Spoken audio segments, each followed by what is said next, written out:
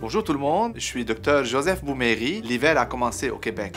Mais avec ça, on sait que les accumulations de doigts amputés ou écrasés par la souffleuse à neige vont y arriver aussi. Les souffleuses, c'est des machines sécuritaires qu'il faut respecter les consignes, mais parfois, on est fatigué, un moment d'inattention peut arriver et on peut se blesser. Les principales consignes quand on utilise une souffleuse à neige, soyez attentifs, soyez bien éveillés, ne consommez pas de la bière avant, donc soyez en forme. Deuxième consigne, ne laissez pas vos enfants manipuler la souffleuse à neige. Un accident peut arriver très vite. Quand vous déneigez avec la souffleuse, et elle bloque, la première chose à faire, il faut éteindre le moteur. Par la suite, il faut attendre que les pièces mobiles et les lames arrêtent de tourner et je vous invite à ne pas mettre vos doigts pour débloquer la déneigeuse. Utilisez un manche de balai ou un morceau de bois. S'il arrive un accident et par moment d'inattention, vous avez mis votre main dans la déneigeuse, ce qu'il faut faire, il faut garder le calme, appelez à l'aide pour que quelqu'un vienne vous assister. Vous allez mettre un pansement compressif avec une lingette propre et si jamais il y a des doigts